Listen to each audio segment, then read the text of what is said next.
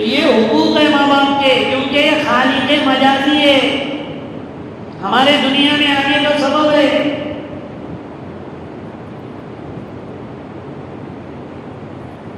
اس لیے والدین کے ساتھ حسن سلوک، اور یہاں تک حکم ہے بعض روایتوں میں، اور یہ بھی ہے کہ اگر کسی کے ماں باپ کافر ہو تو ان کو مندر تو لے جانا نہیں ہے، لیکن اگر وہ مندر گئے ہیں، کوئی گناہ کی جگہ گئے تو وہاں سے اٹھا کر لانا واجب ہے۔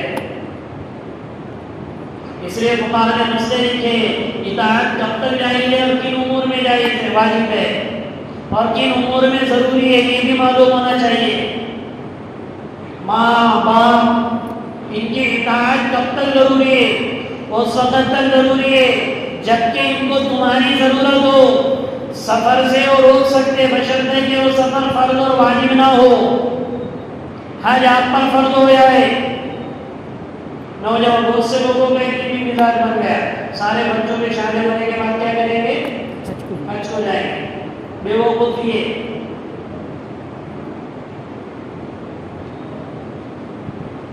حج جب فرض ہوا جب کرنا ہے، اس سے پہلے اگر دنیا سے چلے گئے تو، یا اتنے پیسے بعد میں کسی بیماری میں چلے گئے تو،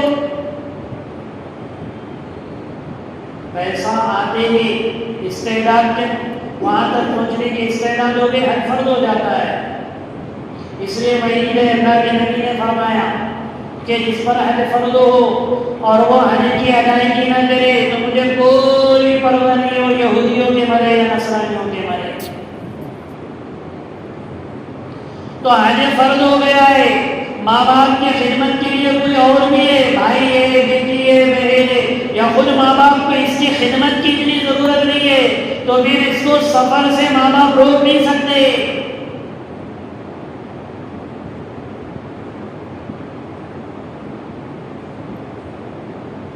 اسی طریقے سے فرض نماز میں مجبور ہے یا پھر نفل میں مجبور ہے، اور ماں کو یا باپ کو تمہارے علاوہ کوئی خدمت کرنے والا نہیں ہے، اور نفل میں اگر وہ آواز دے رہے تو نفل توڑنا ضروری ہے۔ ہاں کوئی اور خدمت کرنے والا ہے تو الگ بات ہے، لیکن اگر واقعی میں ضرورت ہو اور کوئی آدمی نہ رہا ہو تو پھر نماز توڑنا بھی واجب ہے۔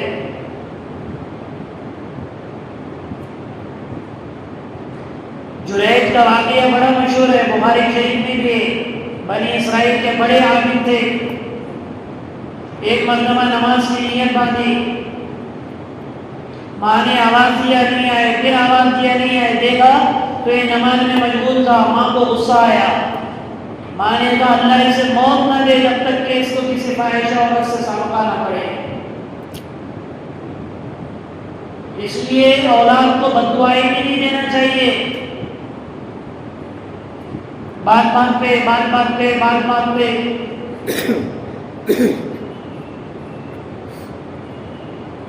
وہ بد دعا قبول ہو گئی۔ ایک عورت آئی اس کے معبد میں، زانیہ عورت، اور آ کر اسے برائی پر ابھارنے لگی۔ وہ برائی پر آمادہ نہیں ہوا تو اس نے کسی چرواہے کے ساتھ مکالمہ کی۔ جب بچہ پیدا ہوا تو وہ کہنے لگی یہ جریج کا بچہ ہے۔ لوگوں نے اس کا گرجا گھر توڑ دیے، عبادت خانہ ختم کر دیے، مارے توڑے۔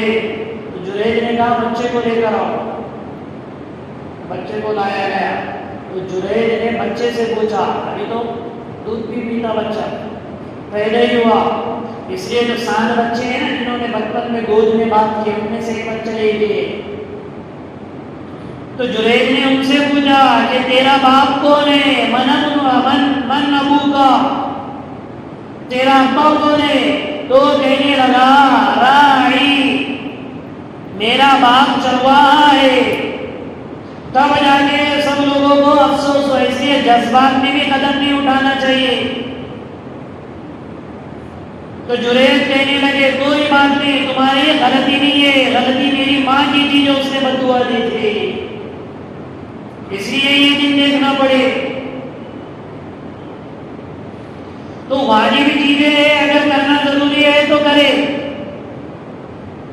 اسی طرح جہاد میں جانے کے لیے بھی یہ چیزیں اللہ کے نبی نے منع کیا کہ کوئی خدمت کو نہیں ہے تو پھر ان کی خدمت کر۔ ایسے اللہ کے راستے میں جانے کا مسئلہ ہے، دین سیکھنے کے لیے، دین کو قائم کرنے کے لیے، اپنے علاوہ اگر کوئی خدمت کے لیے نہیں ہے اور ان کو خدمت کی ضرورت ہے تو رک جائے۔ اور خدمت کی ضرورت اتنی نہیں ہے خالی جماعت کے دن پہ آتی ہو۔ بمبئی کو گھومنے گیا تو مسئلہ نہیں آتا، بیرون ملک میں 2 سال رہنے لگا تو کوئی مسئلہ نہیں آتا، خالی جماعت کے دن پہ اور خدمت کا مسئلہ آتا ہے۔ حدیث کا منع ہے نا، ماں باپ کو چھوڑ کے کیسے جائیں گے ان کی خدمت؟ ایسے چاولوں سے آگے چالی بھی نہیں ہونا۔ ہاں واقعی میں ضرورت ہے اور تم دوسرے سفر بھی اس ماں کی وجہ سے، باپ کی خدمت کی وجہ سے اگر کینسل کرتے تو یہاں پر بھی کرو، پھر جانا جائز نہیں ہے۔ ماں کو ضرورت ہے، تمہارے علاوہ کوئی نہیں ہے، باپ بیمار ہے، تمہارے علاوہ کوئی نہیں ہے، اس کی دیکھ ریکھ کرنے والا کوئی نہیں ہے تو پھر سفر بھی نہیں کر سکتے۔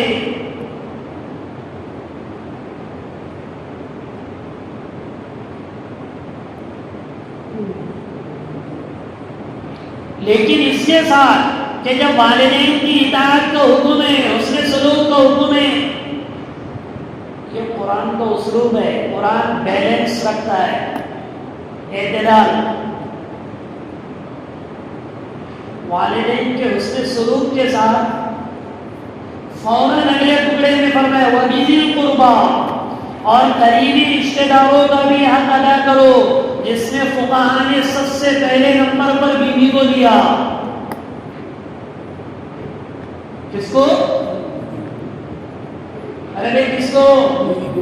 کہ بیوی کا بھی حق ادا کر کے اس میں سلوک کرو۔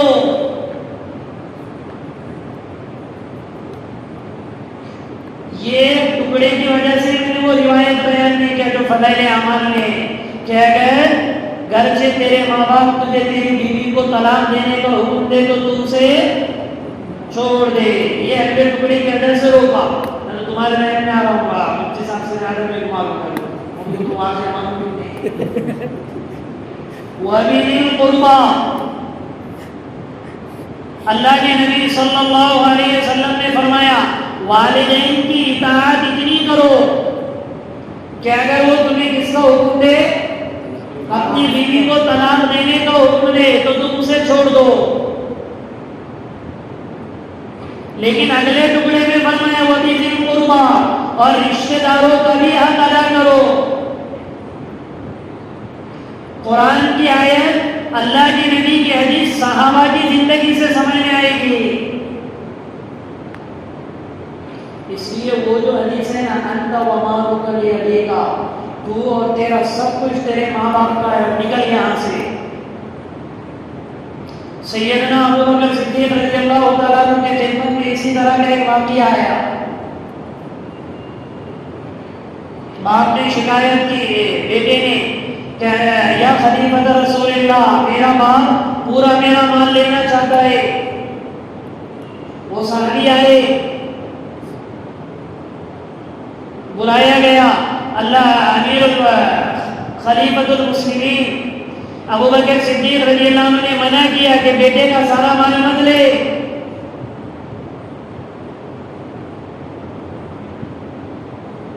تو صحابی کہنے لگے یا خلیفۃ رسول اللہ، آپ کو اللہ کے نبی کی وہ حدیث کا پتہ نہیں، انت ومالک لیدیک، تو اور تیرا سارا مال تیرے باپ کا ہے، میری اولاد کا میرا مال میرا مال۔ تب اللہ کے نبی کے اس فرمان کی تشریح کی سیدنا ابو بکر صدیق رضی اللہ تعالیٰ عنہ نے فرمایا انما یکفیک من مالہ ما یکفیک، تیری اولاد کے مال میں سے تجھے اتنا ہی حق ہے جتنا تیرے ضرورت کے لیے کافی ہو۔ یہ وہ حدیث کی تشریح ہو گئی. ورنہ باپ تو اگر اڑانے والا رہا تو بیٹے کا سارا مال اڑا دے گا. بعض مرتبہ اولاد اچھی نکلتی، باپ نافے کار رہتا، لاؤ 500 لاؤ 500 لاؤ 500 لاؤ 500. تو کبھی کبھی ادھر کوئی کسی کا عادی رہتا، کوئی جگار کا عادی رہتا، کوئی یوں ہی ختم کرنے کا عادی رہتا. تو اولاد روک سکتی ہے. یہ ابو بکر صدیق رضی اللہ عنہ نے تشریح کر کے بتائے کہ تو اور تیرا سب کچھ تیرے باپ کا ہے اس وقت جب کہ اس کی اتنی ضرورت ہو اسے.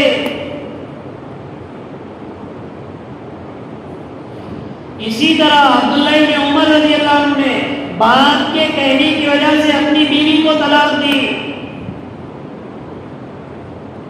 اور یہ جو فضائل اعمال کی بھی روایت ہے کہ اگر تیرے ماں باپ تجھ کو بیوی چھوڑنے کا حکم دے تو طلاق دے دے اس وقت جبکہ وہ عذر شرعی ہو، فاحشہ ہو.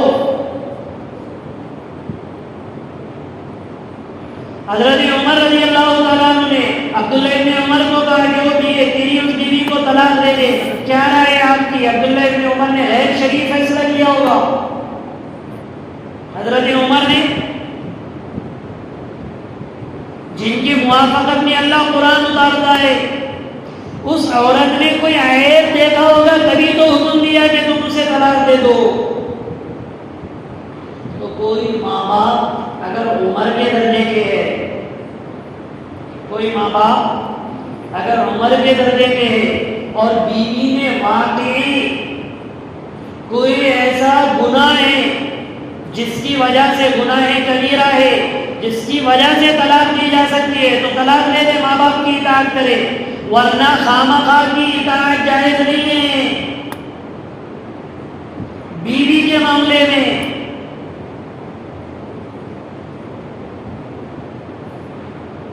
یہاں پر بیلنس بہت بگڑ جاتا ہے. کب؟ جب شادی ہو جاتی ہے.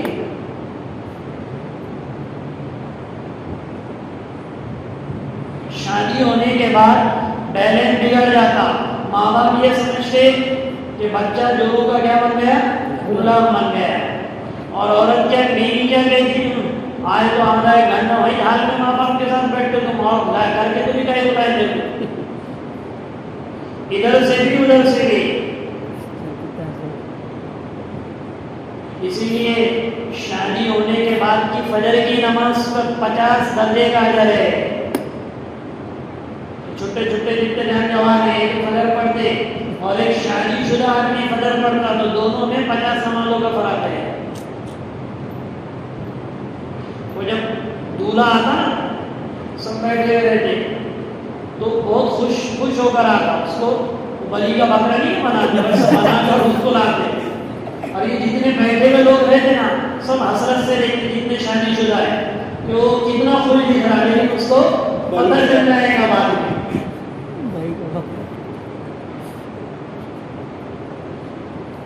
تو بیلنس یہاں بگڑ جاتا.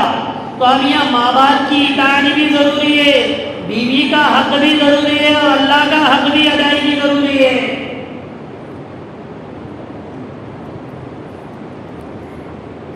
اسی لیے ساس کے الگ احکام ہے کہ ساس کو بہو کے ساتھ کیسا رہنا فقہ نے لکھا ہے،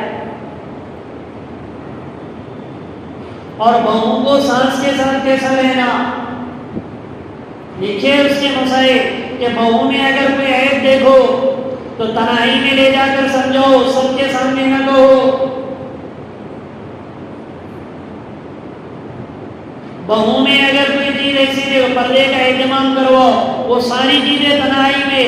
بیٹے کو بہوؤں کی شکایت نہ کرے، یہ بیٹے کو تانا نہ دے، ورنہ یہ عموماً ماں باپ ہی اپنے بیٹے کے گھر کو اجاڑنے کا سبب بنتے ہیں. اس لیے ماں باپ کے حسن سلوک کے بعد ڈائریکٹ ذریع قربا کا حسن قربا. کہیں ماں باپ کی اتنی اطاعت نہ ہو جائے کہ ادھر بیوی کے حق میں کوتاہی ہو جائے. وہ جو ورنہ یہ بھی تو ظلم ہے. اس لیے ساس کو حکم ہے کہ آنے والی بہو کو بیٹی کہا کرے تاکہ بیٹی کا احساس ہو اسے. ورنہ سارے گھر اسی سے پھوٹ رہے، ہر گھر میں کیا نہیں کیا برے سب بہو کا جھگڑا، اور جھگڑا کہتے آتا ہے پتہ ہے، اپن کھانے اگر بیٹھ جائے کوئی آدمی اور کھانے میں کھاتے کھاتے مرد نے اگر کہا تیز سالن بنا، تو اگر بہو نے بنائی ہے تو ماں فوراً کیا کرے گی، الٹ اور مرچی، اور کھانے میں ہم بیٹھے اور بیٹھے بیٹھے یہ کہ کھانے میں تیل زیادہ آ گیا تو کیا کہتے پھکٹ کا جا رہا نا 150 روپے میں کلو وہ تیل تو کیا ہوگا، دال اور تیل ڈالنے کا۔ اور اگر یہی سالن کبھی کس نے بنائی، ماں نے بنائی، اور کھانے والا اگر کہ اتنا تیل، مجھے بھی چکنا فٹ گوشت لے کے آیا تھا، میں نے تو ذرا سا تیل ڈالی، یہ ہوتا ہے، یہ آتے ایسے جگہ، ایسے نہیں کہ نہیں، میں تو تم سمجھیں گے بہت موٹے کچھ باتیں کر رہا ہوں، سارے مسائل آتے۔ اگر ساس نے انہی ماں نے، لڑکے کی ماں نے اگر کھانا بنائی تو کیا کہتے، میں نے تو تھوڑا ہی ڈالے، تو نے چکنا فٹ گوشت کھایا، اور تیل اگر سالن ہے تو میں نے اتنی مرچی ڈالی ہے، وہ مرچی بہت تیز ہے، یہ یہاں جھگڑے رہتے ہیں۔ پہلے انڈے کے جیسے کپڑے دکھتے تھے، اب ایک دم محل کا دن دکھ رہے، سفید کپڑا کر کے رہا نا، اور شادی ہو جائے اور عورت دھونے لگ جائے تو 1-2 سال کے بعد ماں کیا کہتی پتہ ہے، پہلے انڈے کے جیسے کپڑے دکھتے تھے اور اب محل گدے دکھ رہے، یہ کیا مطلب، وہ کپڑے برابر نہیں دھو رہی۔ اچھا ان کو کبھی کہے ارے کپڑے کیوں نہیں دھوئے، آپ نے دھوئے، ذرا دکھ رہے نہیں برابر، وہ پانی محل گدا آ رہا ہوا، پانی محل گدا آ رہا، اس سے کیسے کپڑے ہوئے۔ تو یہ سب جھگڑے چلتے ہیں آپس میں، صرف معمولی باتوں پر۔ اس لیے بیوی پہلے ہی یہ کہہ دینا کہ اگر میں بیوی سے محبت بھی ہو، ماں باپ کی اطاعت بھی ہو، اسی لیے ماں باپ کو شریعت کا یہ بھی حکم ہے کہ اگر شادی ہونے کے بعد بچہ اگر آپ سے جدا اگر رہنا چاہے تو بشاشت قلب کے ساتھ اسے اجازت دے دو،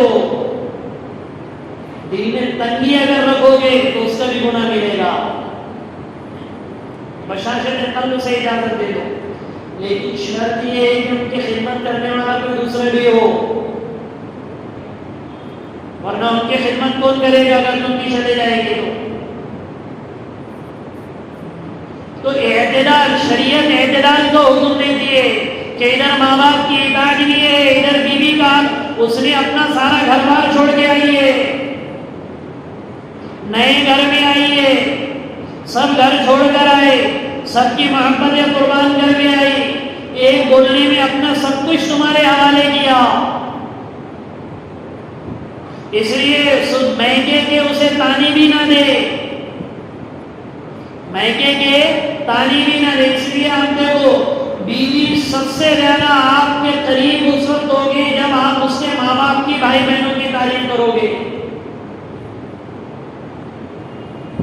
تیرے باپ کو کہانی کیا ہے، اٹھا کر اٹھا آتا تو اور زیادہ یہ ہوتا ہے، اس کے آپ خالی تعریف کرو، کس کے، اس کی نہیں بھی کرے تو جنتا، ارے تمہارے اوپر کیا کام کرتے ہیں ماشاءاللہ واقعے میں، اور تیری تو کیا تربیت تھی، اللہ سب کو ایسے ماں باپ کا کرے، صبح میں گھی کی چپاتی تیری مسئلے یہ ہے نا، آپ اب اس کے نفس بولے آیا ہے میرا باپ، کھڑے والے کیا بولا، آیا ہے میرا بھی، آپ ایسے باتیں کریں گے تو کیا خاک محبت کریں گے، نفرتیں پیدا ہوگی۔ تو بیوی کا ایسے اللہ کے نبی نے بیوی کے حقوق بتائے، 11 نکاح کر کے بتایا کہ بیویوں کے ساتھ کیسا رہنا ہے، جہاں ماں باپ کا حق ہے وہاں واجب القربا، قریبی رشتہ داروں کا، قریبی رشتہ داروں میں پہلا حق بیوی کا ہے، انا خیرکم خیرکم لأہلہ، تم میں سب سے بہتر میں اپنی بیویوں کے حق میں ہوں. 2 بیویاں ہو جائے تو اعتدال نہیں ہوتا. اللہ کے نبی نے 9 بیویاں بیک وقت رکھ کے اعتدال بتایا, سلیقہ بتایا, محبت کرنا بتایا. آپ کہیں گئے واپس آئے تو اپنے ماں باپ کو لائے تو بیوی کے کبھی کبھی ماں باپ کو بھی کوئی چیز ہدیہ ڈالو. کہتے کہ اپنے اپنے ابا کے لیے, یہ تمہارے لیے اور یہ تیرے اپنے کے لیے. اس سے ایٹومیٹکلی محبت میں اضافہ ہونا شروع ہو جائے گا. پھر تعلیم دینے کی ضرورت نہیں. کیا ہو رہا ہے کیا معلوم. اس لیے اس سے پہلے بھی آپ کو سنائی نہیں بات. مولانا مکی صاحب دامت برکاتہ کو ایک ساتھی نے لکھ کر بھیجا, لکھتے نا اوپر سے سوالات 74 نمبر گیٹ پہ حکیم کے سامنے تیسرے منزل پہ ہے. تو لکھ کے بھیجا کہ میاں بیوی کے آپس میں جھگڑے ہوتے اور میاں بیوی کے آپس میں نہیں جب کیا کیا جائے. تو مکی صاحب نے جواب دیا ہر مہینے 3 سے 5 ہزار روپے دیا کرو, اس کا حساب نہ لیا کر, ایٹومیٹکلی جھگڑے بند ہو جائیں گے. کیا ہر مہینے 3,000 روپے اس کو ہدیہ دے دیتے تھے اور اس کا حساب مت لے. ایٹومیٹکلی کیا ہو جائے گے, جھگڑے بند ہو جائے گے.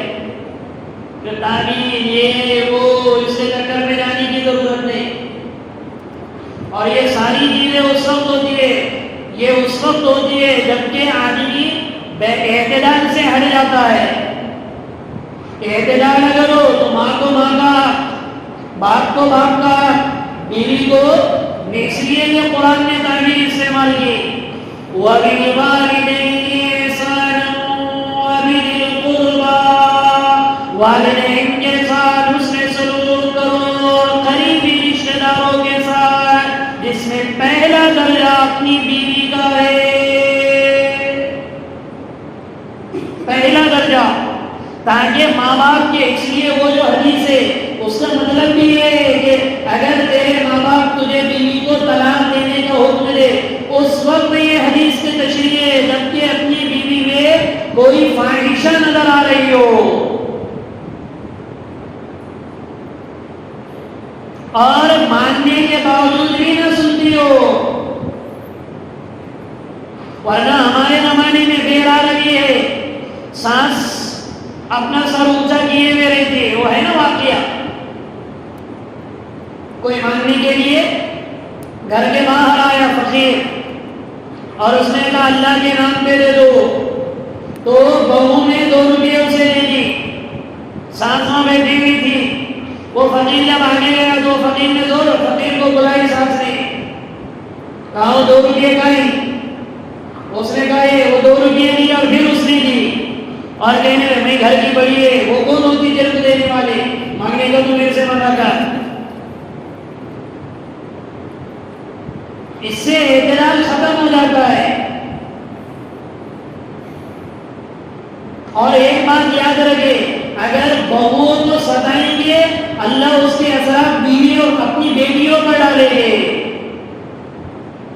بہوؤں کو اگر ستائیں گے تو اس کے اثرات اللہ بیٹیوں پر ڈالتے ہیں. آپ پوچھو نا, اگر یہ جب بیٹھتے ہیں نا ساری بڑی عمر کی عورتیں تو یہ تبصرے کرتے ہیں اپنی بہوؤں پر. ان کو پوچھو ارے تمہاری بہو کیسی ہے, بہت مستی میں آئی ہوئی ہے اور وہ بھی چھوکرا بھی ویسا, 8 بجے تک اٹھتی بھی نہیں ہو.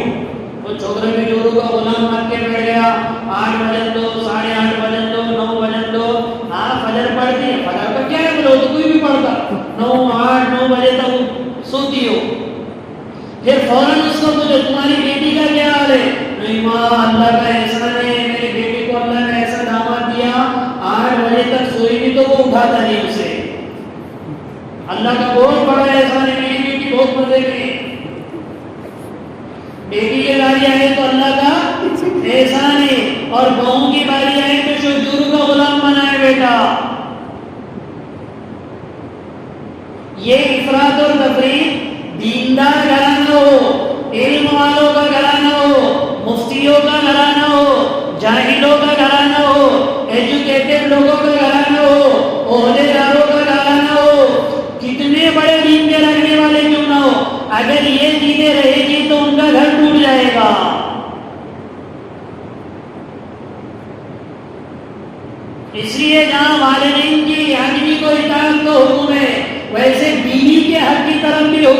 میرے بیوی کا حق بھی دیکھو، اور پھر اس کے ساتھ یتیموں مسکینوں کا آگے حکم ہے پڑوسی کا، اس کو انشاءاللہ آئندہ ذکر کریں گے۔